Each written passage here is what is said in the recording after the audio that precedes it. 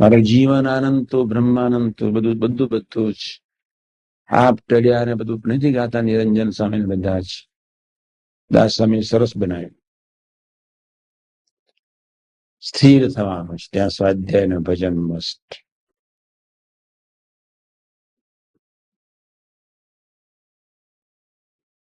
ભગવાન સ્વામિનારાયણે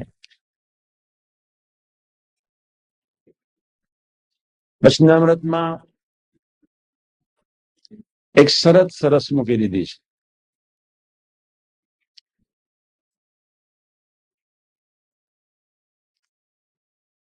3 રાગ છે: સ્ત્રી, ધન,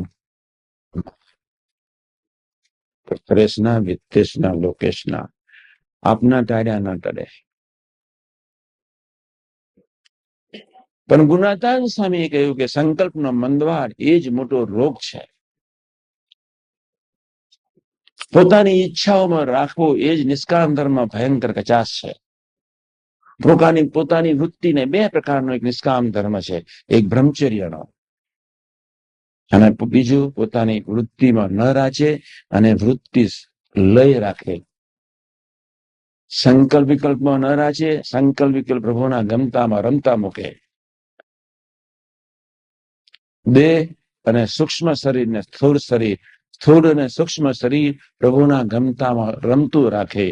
નાળિયેરને એક મહાસાગરમાં જેમ રમતું મૂકીએ એમ સત્પુરુષની દ્રષ્ટિમાં જ્યારે એક શરીરને રમતું મૂકીએ, સ્થૂળ અને સૂક્ષ્મ ને બંનેને, ત્યારે સ્વીકાર કરે છે. ભગવાન સ્વામિનારાયણે એક બાજુ એમ કહી દીધું છે કે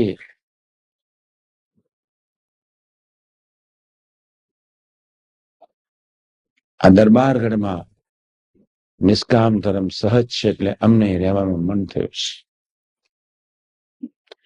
નિષ્કામ ધર્મ 2 પ્રકારના છે. ધન્યવાદ એ માટે જીવબાને લાડુ માને, પ્રભુના બળે જીવવાનો છે.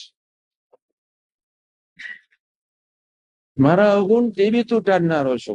મારા ગુણ તે આપ્યા છે, મારે અવગુણનું જાણ પણ નથી આપવાનું, રહેવાનું, રાખવાનું, અને ગુણનું જાણ પણ નથી રાખવાનું. મારે વ્યવહારનું જાણ પણ નથી રાખવાનું, નથી કોઈ માપતી શિષ્યનું એનું જાણ પણ નથી રાખવાનું. તું તમારા હેત દ્વારા તમારા ભયંકર દુશ્મન છે, ધ્યાન રાખશો. તમારો વ્યવહાર તમને ભયંકર બંધન રૂપ છે, ધ્યાન રાખજો. કોટી કોટી ધન્યવાદ. યોગી મહારાજને બલિદાન આપી દીધું. જાગ્રત હશે એના સ્વનો વિસ્ફોટ કર્યા સિવાય રહેશે નહીં. અને મધ્ય 37 માસ મનમુખી જીવનનો પ્રલય, ગુરુમુખી જીવનની શરૂઆત, મસ્ટ સૂક્ષ્મ શરીરના પ્રલયને માટે આજે સમજો કે કાલે 100 વર્ષ કે કરોડ. યોગીજી મહારાજના લાઈફને નિરંતર યાદ રાખવું પડશે જ.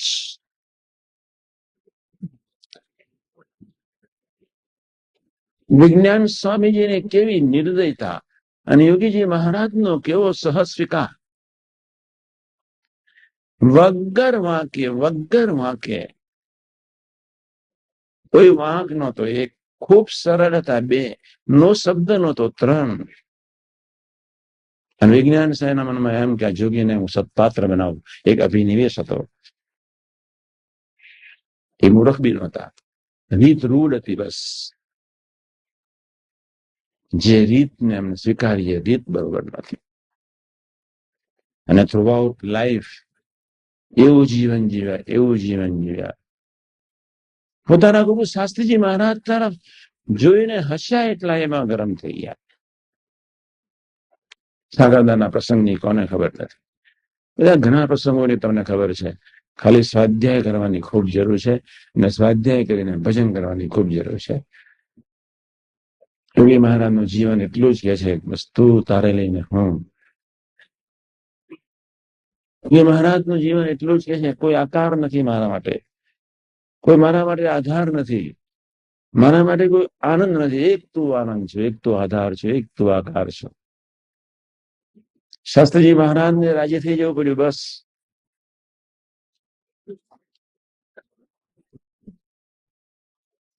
વિજ્ઞાન સ્વામીને સત્પુરુષ ન કહી શકાય, છતાં આપણા માટે એટલું એક સાધકને અનુરૂપ આપણને આપનો વિકાસ જલ્દી થાય, સ્વનો વિસ્ફોટ જલ્દી થાય, સ્વની ખ્યાલ આવે, પોતાના દોષનું દર્શન થાય, સાધના ખૂબ સરળ બને, સત્પુરુષનો ટાઈમ વેડફાય નહીં ને એક સંબંધ જલ્દી દ્રઢ થતો જાય. ગુણાદાસની વાતમાં લખી નાખ્યું છે. બીજી પર કલ્પ સુધી ગોપાલ સેન, મુક્તાન સ્વામી જેવા સાધુનો સમાગમ કરીએ તારા વાત સમજાય.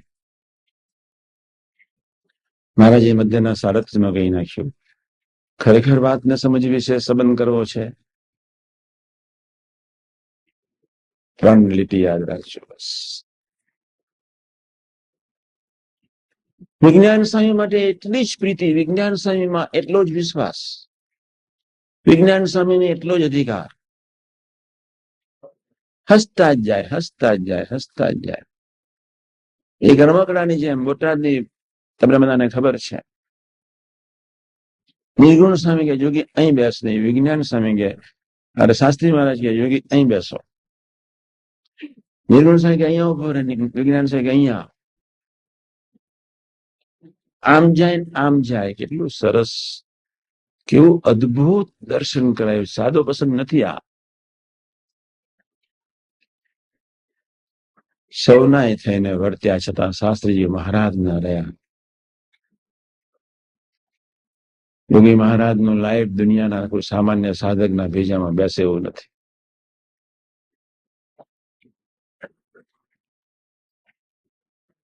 ગાડી આવીને ડબ્બો શાસ્ત્રીજી મહારાજ જ્યાં ઉભા હતા ત્યાં અંદર બેઠા. જે અંદર જેને ખૂબ હસ્યા, અસ્તો ભારે લીલા થઈ ગઈ. બસ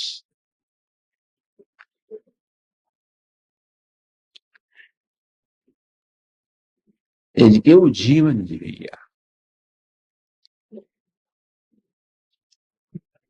એક બાજુ બાપાના લાઈફનો વિચાર કરીએ ને બીજી બાજુ પોતાના લાઈફનો વિચાર કરીએ. આપણે ક્યાં છીએ? હવે હું વાંચું છું.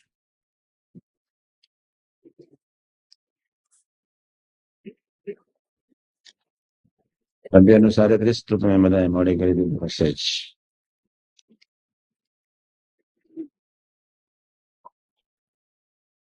વોલીબોલ અને ક્રિકેટ રમવામાં રસ હોય જ,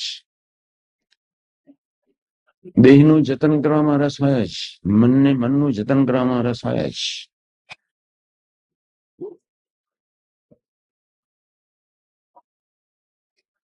શ્રદ્ધાથી મંડવું એ જુદી ચીજ. મનની રીતે કોઈ પણ ક્રિયા કરવામાં પચન શ્રદ્ધા હોય.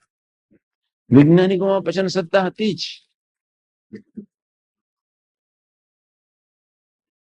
છેવટે આઈન્સ્ટાઈનને શોધી કાઢ્યું, અણુમાં પ્રકાશ છે. He is the first man. એનામાં સાત્વિકતા